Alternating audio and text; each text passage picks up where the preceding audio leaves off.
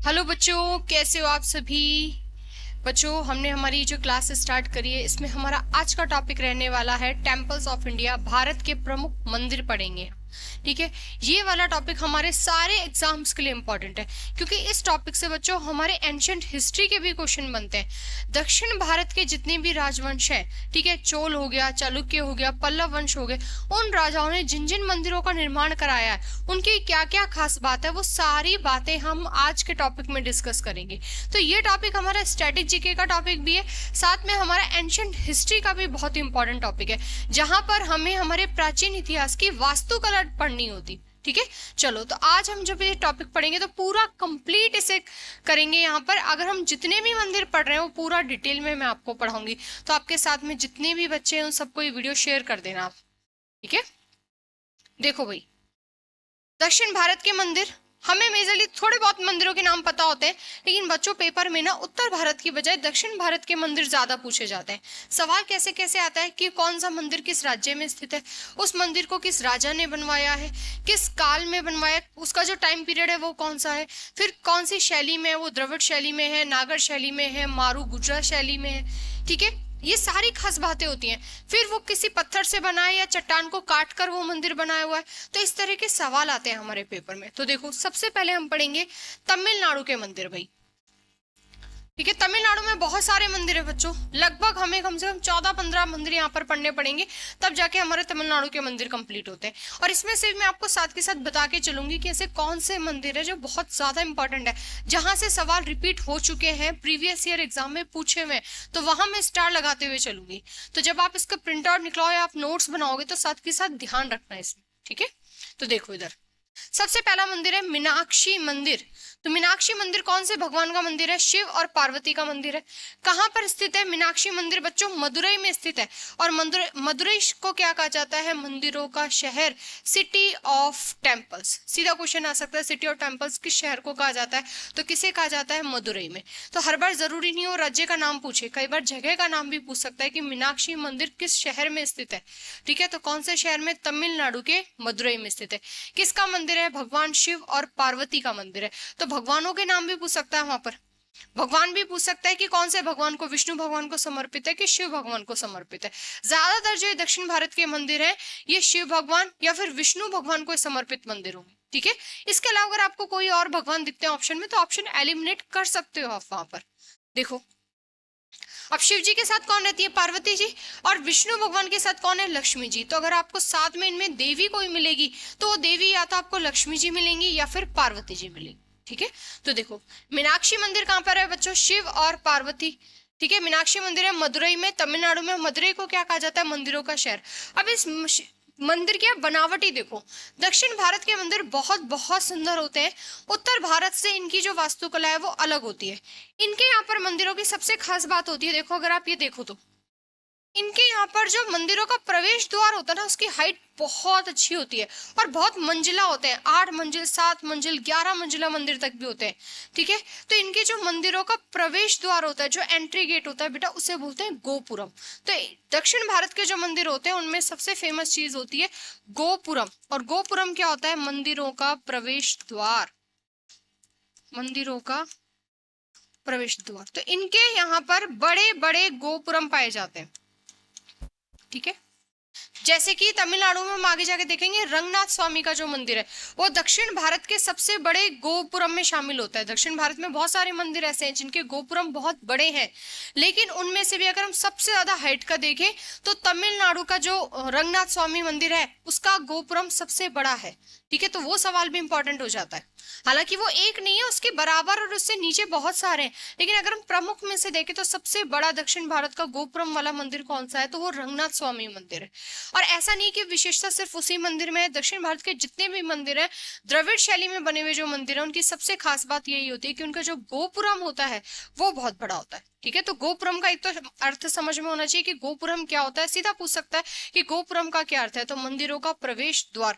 और क्या ये द्रविड़ शैली का यहाँ पर एक बहुत अच्छा गोपुरम करना है इसको, एक तो ना गोपुरम नहीं गोपुरम, द्रविड़ शैली की क्या है ये प्रमुख विशेषता है भाई, गोपुरम।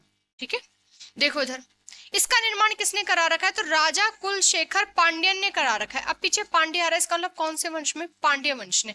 कौन सी शताब्दी में? बहुत पुराना मंदिर है बच्चों, 6th सेंचुरी में। तो टाइम पीरियड हमसे बिल्कुल पूछ सकता है कि मीनाक्षी मंदिर कौन से शताब्दी का बना हुआ मंदिर है? 6ठी शताब्दी का बना हुआ मंदिर है। और कौन से राजा ने बनवा रखा है? तो कुलशेखर पांड्यन, याद रखना, राजा कुलशेखर पांड्यन।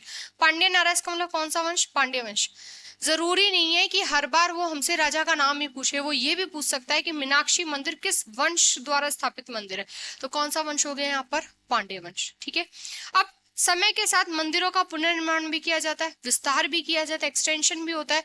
तो किस किसने कर रखा है? तो नायक वंश के जो राजा है, तिरुमलई नायक और विश्वनाथ नायक, इन दोनों ने इसका क्या कर रखा है? विस्तार। जब किसको बनाने का काम किसने कर रखा है? कुलशेखर पांडे ने। ठीक है। कौन सी नदी के किनारे स्थित है? तो नदियों के सवाल भी आते हैं। तो मीनाक्षी जो मंदिर है बच्चों, वो कौन सी नदी के किनारे? वैगई नदी के किनारे स्थित है, ये बात याद रखना। ठीक है।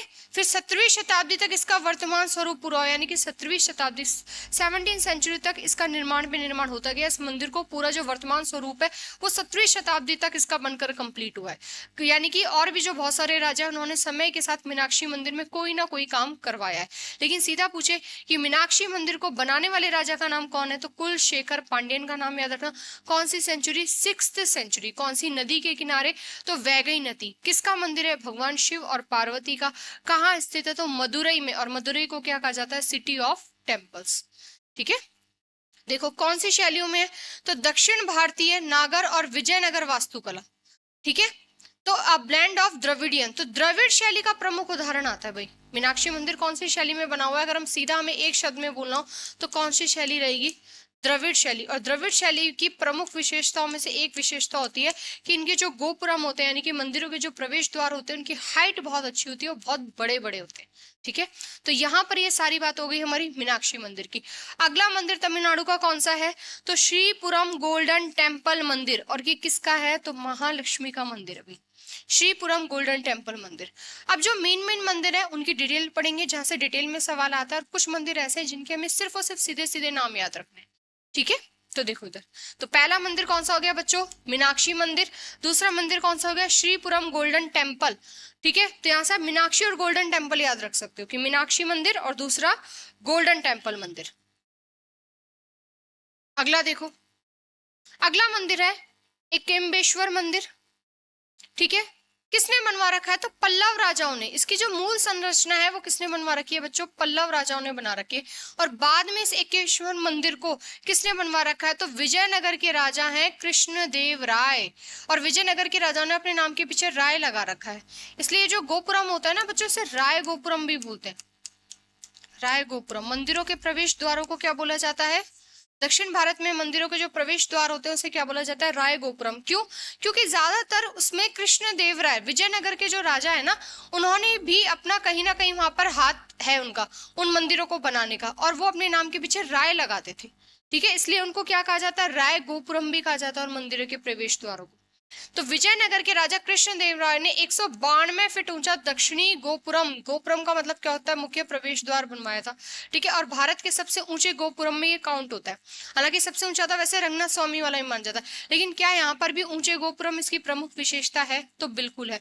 किसने बनवा रखा है इसका ऊंचा गोपुरम? तो तब किसका नाम याद रखना है? कृष्णदेव राय। लेकिन वैसे कौन से राजाओं ने बनवा रखा है? तो एकेम्बेश्वर मंदिर तमिलनाडु में स्थित है, पल्लव राजाओं ने। ठीक है। पल्लव वंश, यानी कि लगभग ये भी 7वीं सदी के आसपास का बना हुआ है, क्योंकि पल्लव राजवंश तभी का है भाई। उसके बाद अगला मंदिर आता है बच्चों इंपॉर्टेंट, महाबलीपुरम मंदिर, जो कहाँ स्थित है? तमिलनाडु के महाबलीपुरम शहर में स्थित है। ठीक है। महाबलीपुरम मंदिर के में बहुत सारे मंदिर है, ये ग्रुप है वहां पर। महाबलीपुरम जो शहर है वहां पर ग्रुप है मंदिर, वहां पर तट मंदिर, शोर मंदिर, ठीक है, रथ मंदिर है। ठीक है। पंचरथ के नाम से जो फेमस है वो बहुत फेमस है महाबलीपुरम में। तो सबसे पहले बात आती है कि महाबलीपुरम शहर बसाया किसने? शहर भी तो हमसे पूछ सकता है पेपर में।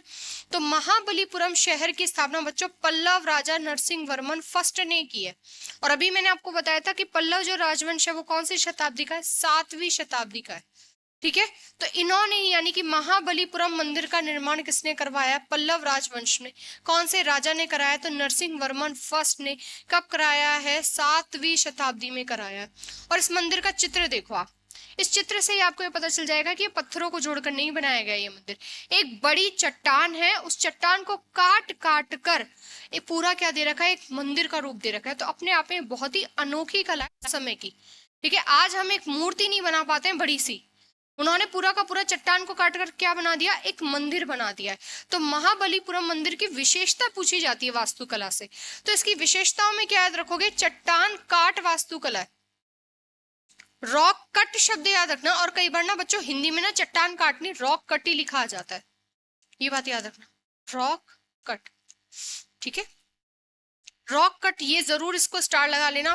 पूछा हुआ सवाल है कि महाबलीपुरम के जो मंदिर है वो किसको काटकर बनाए हुए हैं, किससे बने हुए हैं, तो चट्टानों को काटकर, रॉक कट है, ठीक है। किन्होंने बनवा रखे हैं, पल्लव राजवंश में, किसका नाम याद रखना है हमें, नरसिंह वर्मन फर्स्ट, कौन सी शताब्दी में, 7वीं शताब्दी के अंदर, ठीक है, याद रखना। कौन सी डिजाइन में, द्रविड़, द्रविड़ शैली में बना हुआ है भाई मंदिर। तो आप यहाँ से अपने शॉर्ट नोट्स खुद की तरफ से भी बना सकते हो, ठीक है, कि कितने पॉइंट हाईलाइट हो गए, 1 2 3 और 4। तो महाबलीपुरम के बारे में ये बातें हैं, ये 4 पॉइंट में खत्म हो जाती है। उसके बाद अगला मंदिर आता है नेल्लेपर मंदिर।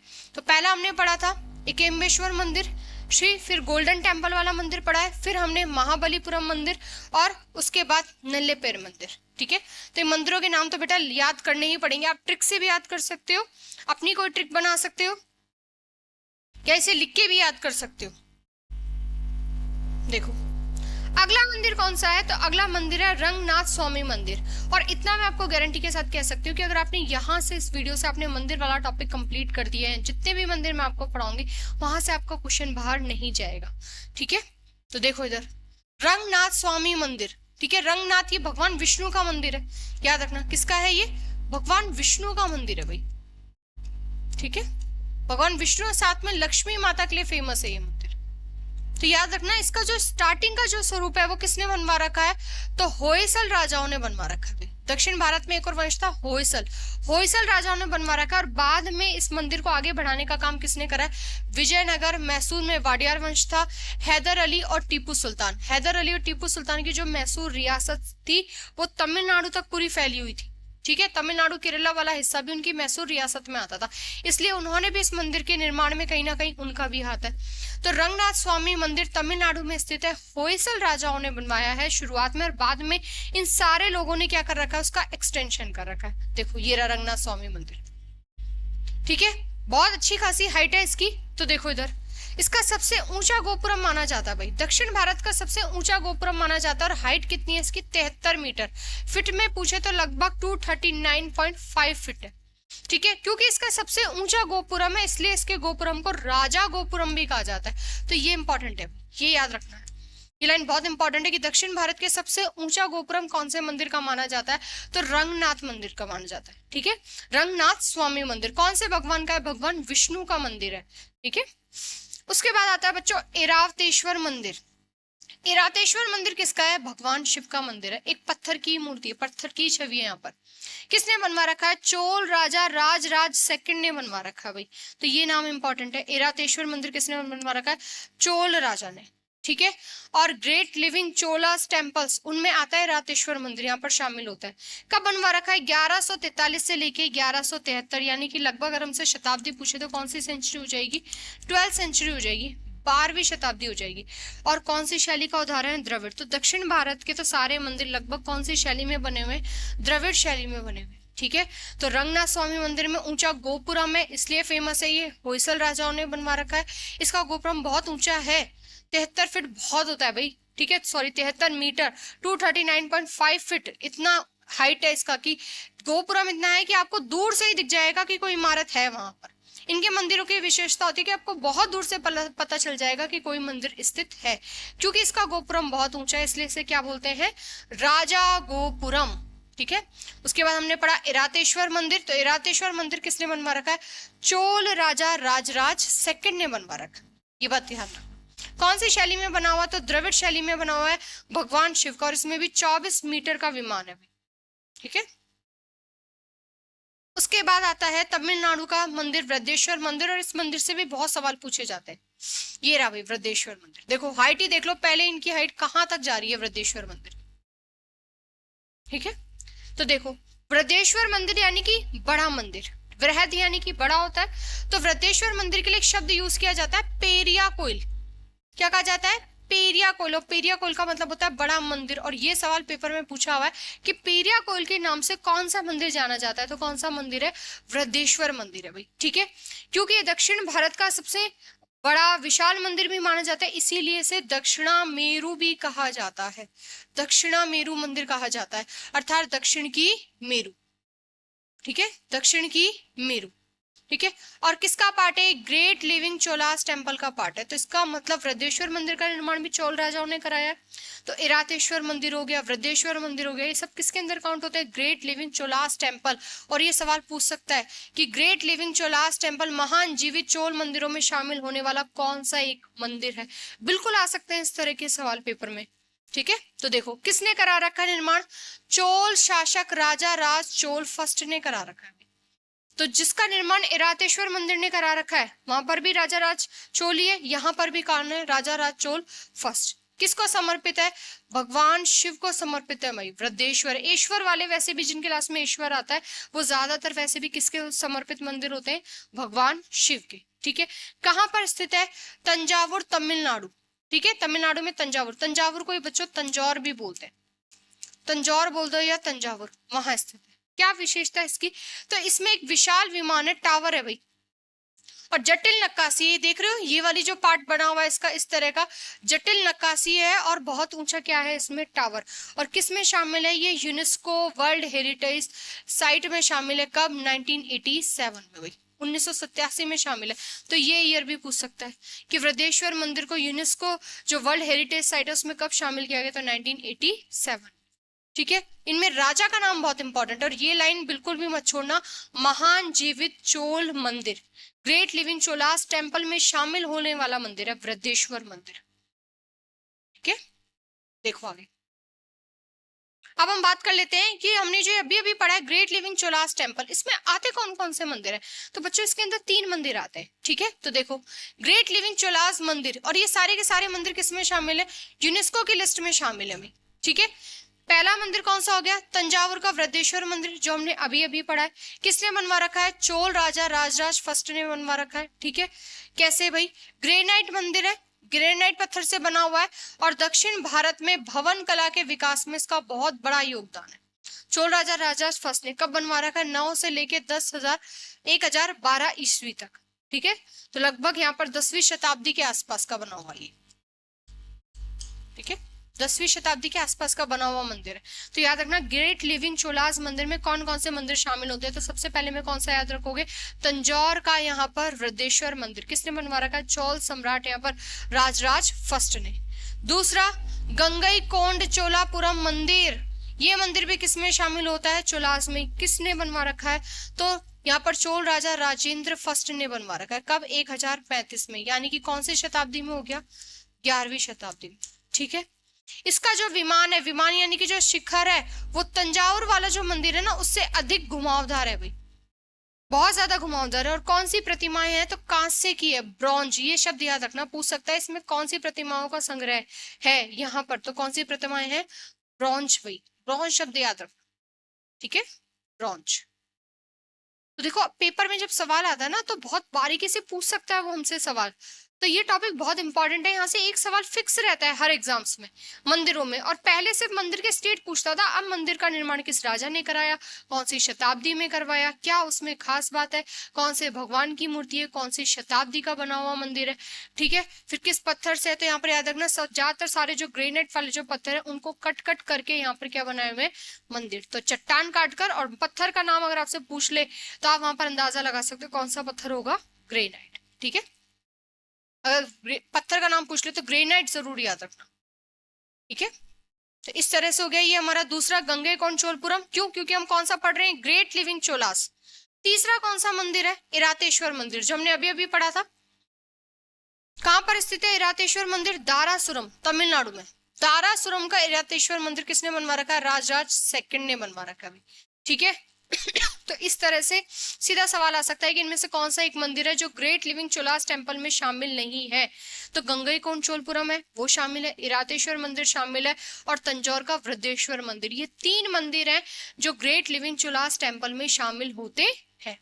ठीक है, किसके लिए फेमस है भाई? चोल वास्तुकला, मूर्तिकला और अपनी कांस्य कला। पूछ सकता है बिल्कुल कि चोलास के जो मंदिर है वो कौन सी कला के लिए फेमस है, तो ब्रॉन्ज याद रखना। कांस्य कला, मूर्तिकला तो है ही लेकिन साथ में कौन सी? कांस्य कला। ठीक है, ये याद रखना। Great living.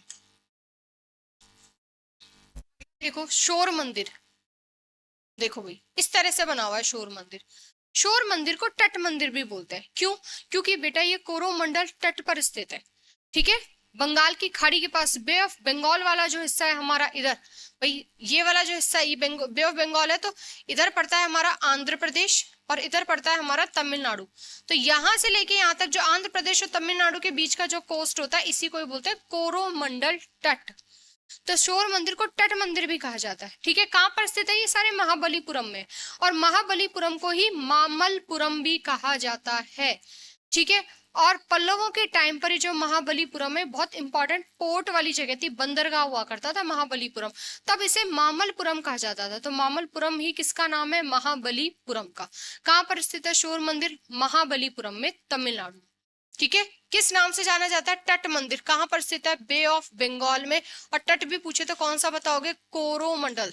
सीधा पूछ सकता है कि महाबलीपुरम के जो मंदिर है, रथ मंदिर है, वो कौन से तट पर स्थित है? बिल्कुल पूछ सकता है भाई, महाबलीपुरम ही पूछ रहा है तो पूरा का पूरा महाबलीपुरम कोरोमंडल कोस्ट पर ही है।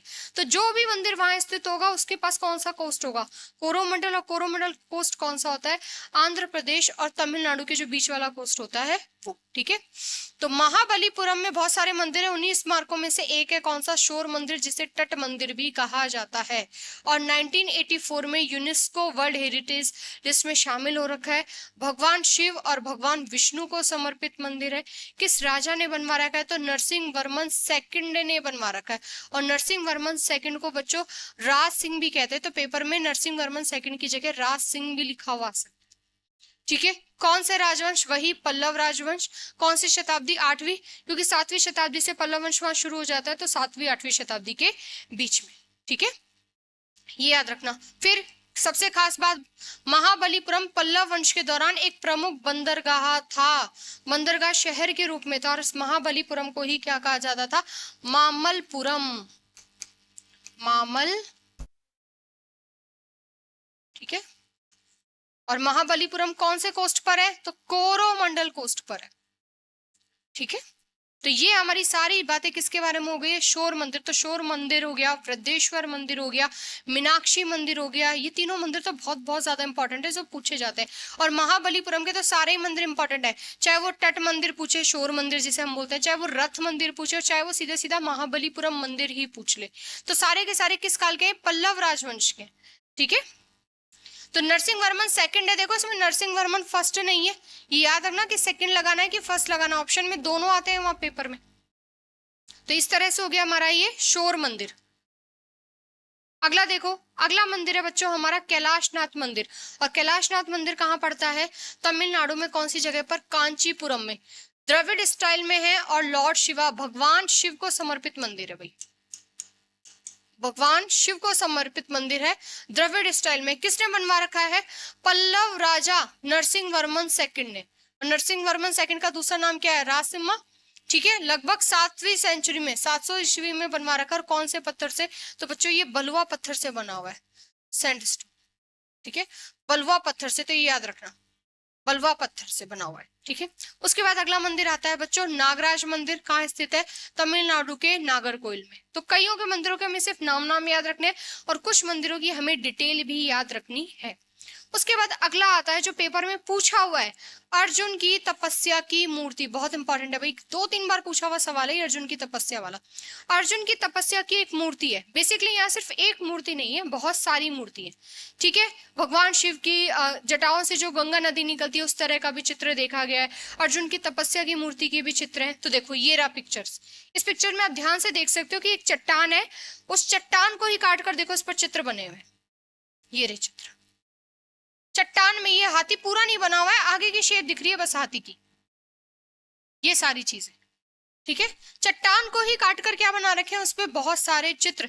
तो अर्जुन की तपस्या की जो मूर्ति है वो तमिलनाडु के महाबलीपुरम में स्थित है, और एक विशाल रॉक कट, और पेपर में यही सवाल पूछा होता है कि अर्जुन की तपस्या की जो मूर्ति है वो किसको काट कर बनाई हुई है, कहाँ कैसी बनी हुई मूर्ति है। तो विशाल बड़ी एक चट्टान है, उस चट्टान को काट काट कर उसी पर ही मूर्तियां उकेरी गई है। ठीक है, इसे किस नाम से जाना जाता है, गंगा अवतरण के नाम से भी जाना जाता है, बिल्कुल। ठीक है, तमिलनाडु के महाबलीपुरम में स्थित है, और यूनेस्को जो हमारी लिस्ट है वर्ल्ड हेरिटेज लिस्ट, उसमें शामिल है कब, 1984 में। ठीक है, फिर किस काल की है ये अर्जुन की तपस्या की मूर्ति, भी किसने बनवा रखी है, तो पल्लव राजा नरसिंह वर्मन फर्स्ट के शासन काल की, यानी कि 7th सेंचुरी। ठीक है, देखो नरसिंह वर्मन सेकंड तक तो 8th सेंचुरी आ जाती है, तो पल्लव राजा नरसिंह वर्मन फर्स्ट के 7वीं शताब्दी के टाइम पर क्या बनी हुई है, अर्जुन की तपस्या की मूर्ति बनी हुई है।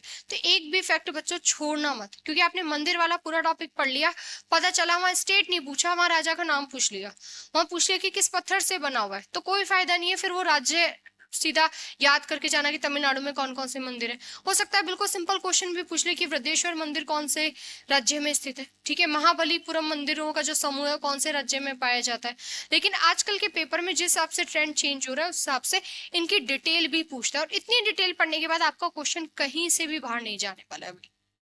तो पल्लव राजा अर्जुन की तपस्या मूर्ति जरूर याद रखना। आगे देखो, अगला मंदिर है बच्चों गंगेकोंड चोलापुरम मंदिर, जो हमने ग्रेट लिविंग में पढ़ा है अभी अभी। ठीक है, तो गंगेकोंड चोलापुरम मंदिर का अर्थ होता है गंगा नदी पर विजय प्राप्त करने वाला चोल। किसने बनवा रखा है, चोल सम्राट राजेंद्र चोल फर्स्ट ने लगभग कौन सी शताब्दी में, 11वीं शताब्दी के आसपास, 11th सेंचुरी में। ठीक है, लगभग 11वीं शताब्दी में। कौन से भगवान को समर्पित है, भगवान शिव को समर्पित है। क्या क्या विशेषताएं, तो इसमें ना एक लॉ एंड वेल है, सिंह कुआ है। क्या है कुआ, कैसा है, तो एक कुंड है बहुत गहरा, ठीक है, जिसमें बहुत सारी मूर्तियों का ग्रुप है वहां पर, तो उसको ही बोला गया है यहाँ पर लॉ एंड वेल। तो ये शब्द याद रखना, क्योंकि शब्दों से भी सवाल आते हैं पेपर में। तो सिंह कुहा जो मंदिर परिसर में एक अनोखा सिंह कुआ है, जिसमें 19वीं सदी में बनी मूर्तियों का एक साथ क्या है, एक कुंड। तो सिंह कुआ कौन से मंदिर से रिलेट करता है, गंगेकोंड चोलापुरम मंदिर, जो किसमें आता है, ग्रेट लिविंग चोलास टेम्पल का पार्ट है। ठीक है, इसके जो गर्भगृह, गर्भगृह का मतलब होता है जो पूरा मंदिर होता है, और मंदिर में एग्जैक्ट जो मंदिर मूर्ति रखी होती है। ठीक है भाई, हम मंदिर में जहां खड़े होते हैं वो वाली जगह नहीं, जहां पर मूर्ति रखी होती है उस जगह को बोलते हैं गर्भगृह। तो शब्द याद रखना, गर्भगृह क्या होता है, मूर्ति रखने का स्थान। गोपुरम क्या होता है, मंदिरों, दक्षिण भारत के जो मंदिर है उनके प्रवेश द्वारों को क्या कहा जाता है, गोपुरम। अगर कोई बड़ा गोपुरम है तो उसे राय गोपुरम या राजा गोपुरम के नाम से जाना जाता है। ठीक है, तो गर्भगृह में 13 फीट ऊंचा शिवलिंगम स्थापित है भाई, ये खास बात है इसकी। और ये किसमें शामिल है, ये भी यूनेस्को साइट में शामिल है भाई। ठीक है, किसमें शामिल है, फिर साथ में ग्रेट लिविंग चोलास टेम्पल का पार्ट है। तो ग्रेट लिविंग चोलास टेम्पल में 3 जो मंदिर है, ठीक है, उसके नाम हमने देख ही लिए, इरातेश्वर मंदिर, वृद्धेश्वर मंदिर और गंगेकोंड चोलापुरम, दारसापुरम का नाम। ठीक है, इस तरह से हमारे कितने मंदिर कंप्लीट होते हैं, 12 मंदिर। उसके बाद आता है मंडागा पट्टू मंदिर। ठीक है, सुनने में बहुत अटपटा नाम है और आजकल पेपर में अटपटे ही नाम पूछे जा रहे हैं।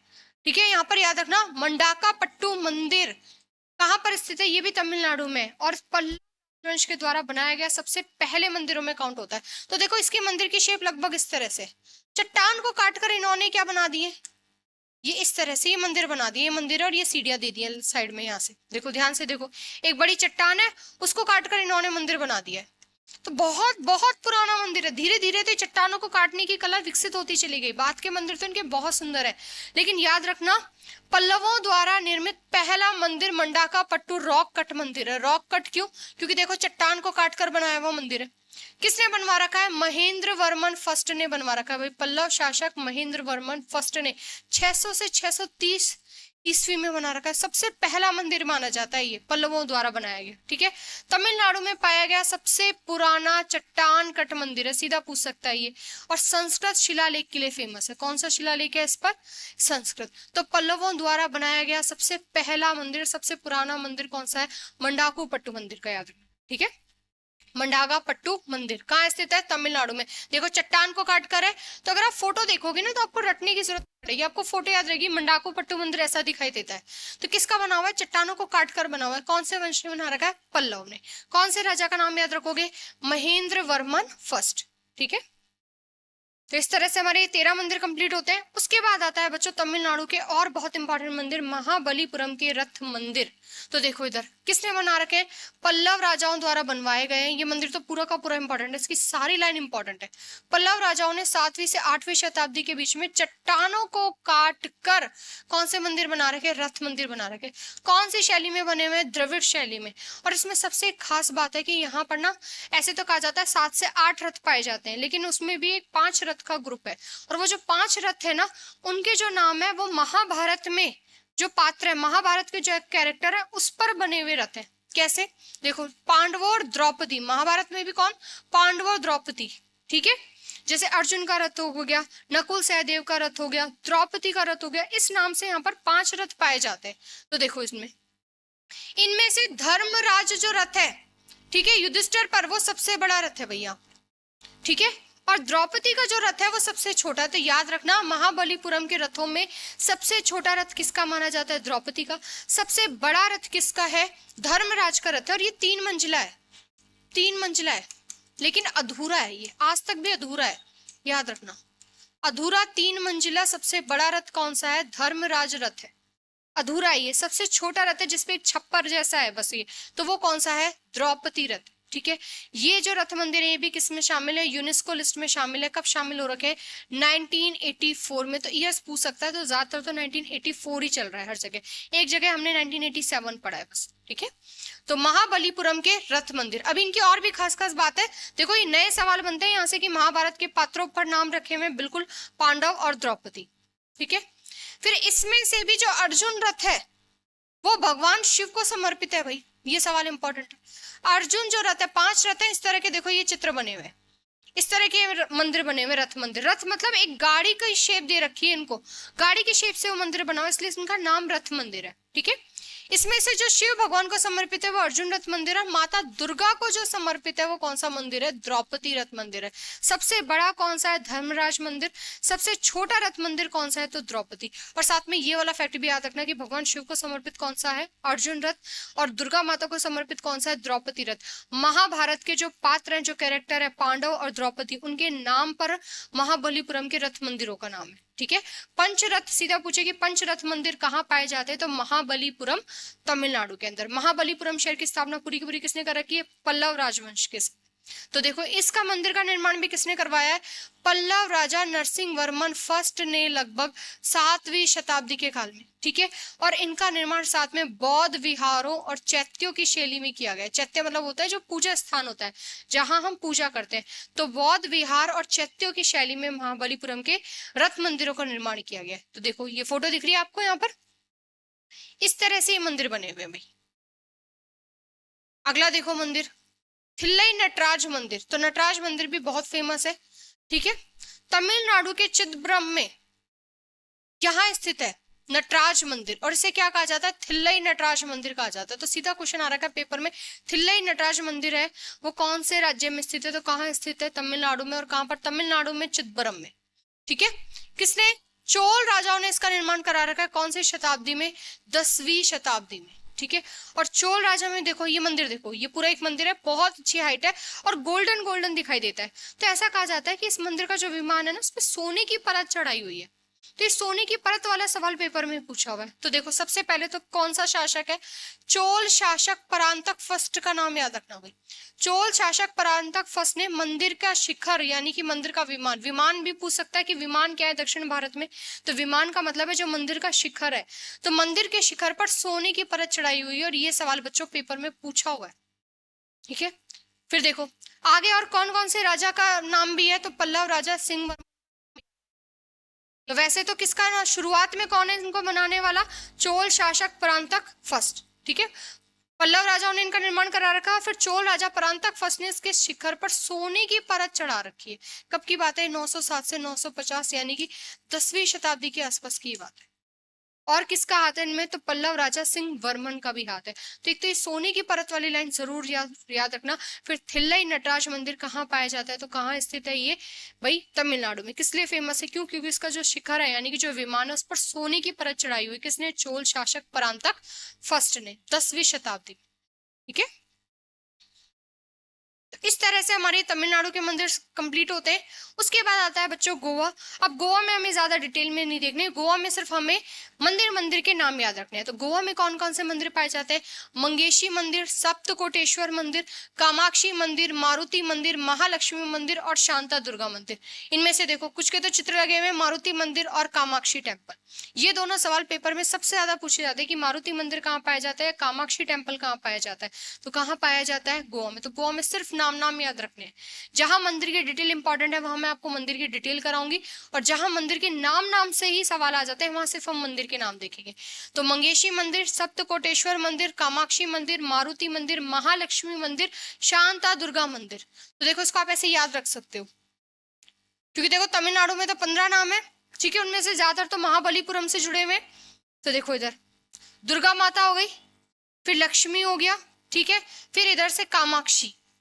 तो लक्ष्मी, कामाक्षी, दुर्गा एक साथ याद रख सकते हो, मंगेशी और मारुति और सप्तकोटेश्वर। मंगेशी, मारुति, सप्तकोटेश्वर, लक्ष्मी, कामाक्षी और दुर्गा।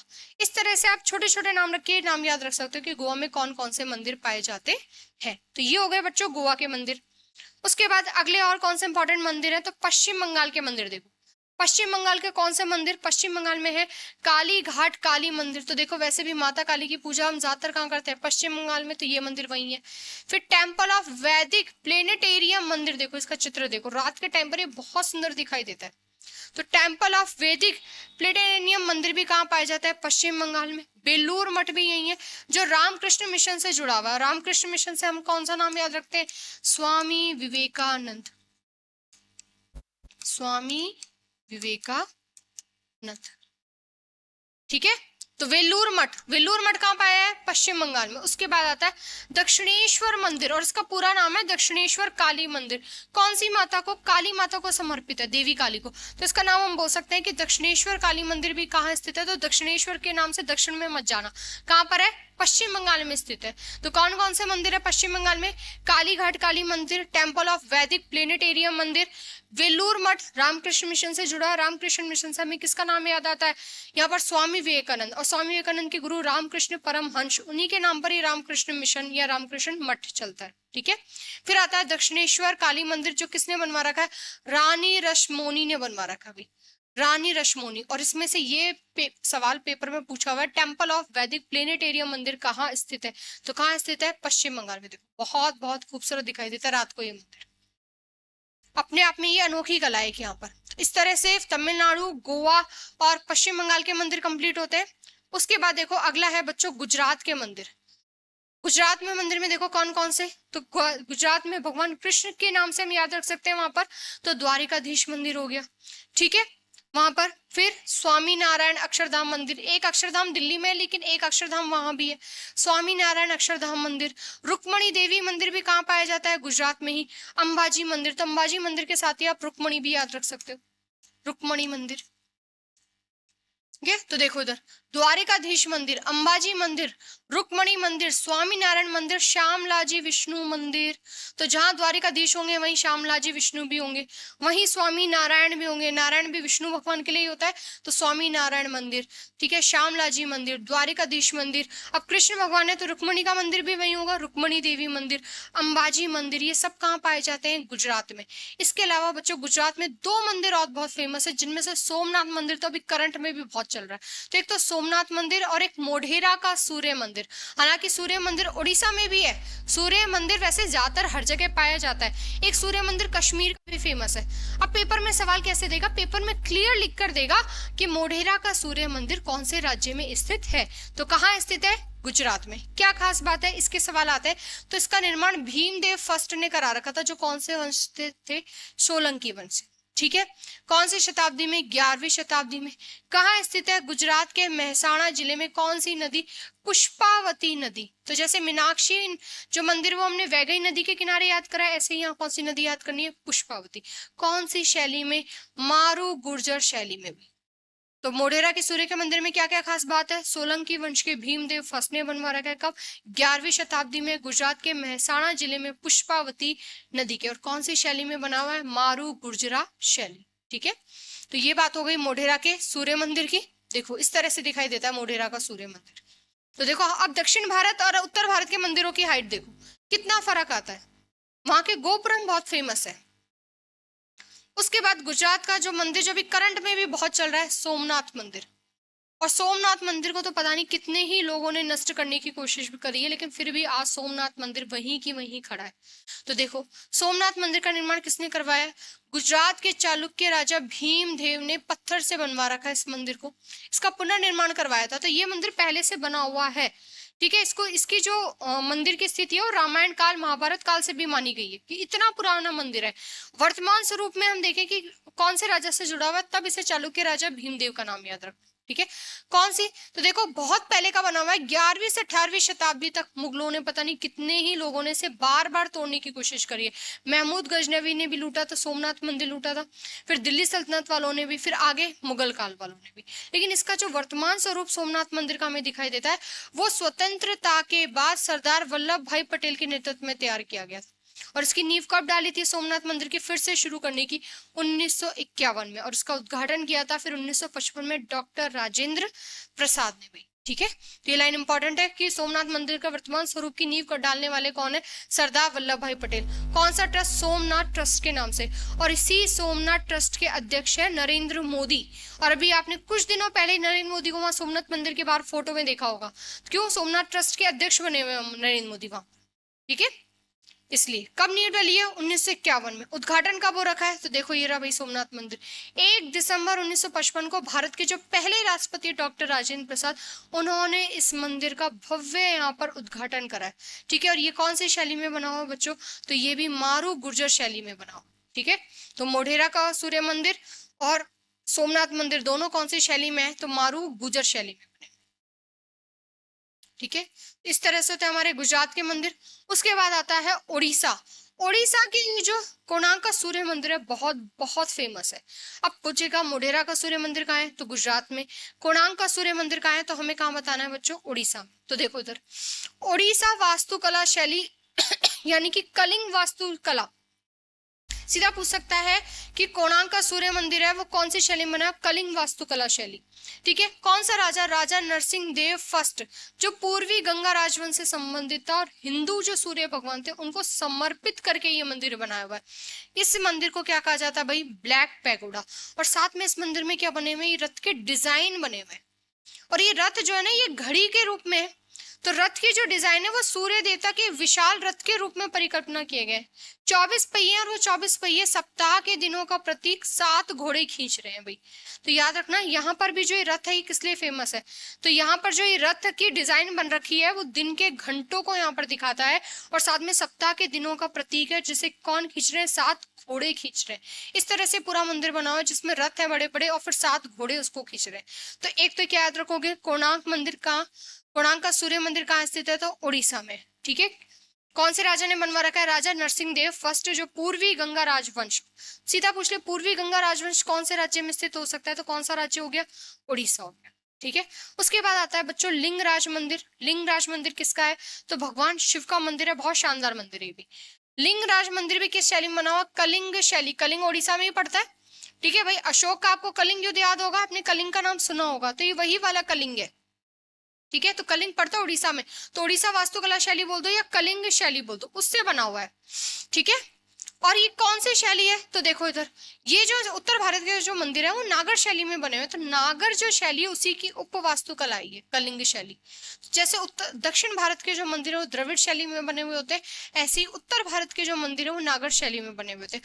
अब ये नागर शैली क्या होती है, द्रविड़ शैली क्या होती है, बेसर शैली क्या होती है, ये अलग से हम इसके लिए एक अलग से क्लास में डिस्कस करेंगे इन सारी शैलियों को। फिर कौन सा मंदिर किस किस शैली में, तो सारा वन लाइनर में वहां पर हम देखेंगे। ठीक है, तो देखो इधर कौन सी शैली में? नागर शैली, कलिंग शैली, और इसी नागर शैली की एक शैली है देवला शैली। तो देवला शैली बेसिकली पार्ट किसका है? इस नागर शैली का है। तो सीधा पूछ सकता है कि लिंगराज मंदिर कौन सी शैली में? घुमाने के लिए वो देवला शैली डालेगा, वो ऑप्शन में नागर शैली नहीं डालेगा। और हमें ऐसा लगेगा पता नहीं कितना टफ क्वेश्चन पूछ लिया। तो नागर शैली की ही पार्ट होते हैं, तो उसके अंदर कौन सी शैली है, देउला शैली, तो ये नाम याद रखना। विमान यानी कि शिखर, जिसमें विमान, जगमोहन, नत मंदिर और भोग मंडप जैसे 4 मुख्य घटक है। 11वीं शताब्दी का बना हुआ है, और कौन से पत्थर से, लाल बलुआ पत्थर से। तो क्वेश्चन आ सकता है लिंगराज मंदिर कौन से पत्थर से बना हुआ है, लाल बलुआ पत्थर से बना हुआ है। किसने करवाया है इसका निर्माण, लिंगराज मंदिर का, ये क्वेश्चन भी पेपर में आ रखा है। ठीक है, तो निर्माण करवा रखा है बच्चों उसका राजा जजाति केसरी के प्रयासों से बना हुआ है। ठीक है, राजा जजाति केसरी के प्रयासों से ये मंदिर बना हुआ है, लिंगराज मंदिर। तो आज की क्लास में इतना ही करेंगे, इसके आगे का हम हमारी अगली क्लास में कंप्लीट करेंगे। Thank you. इसकी पीडीएफ आपको हमारे टेलीग्राम चैनल पे भी मिल जाएगी। ठीक है।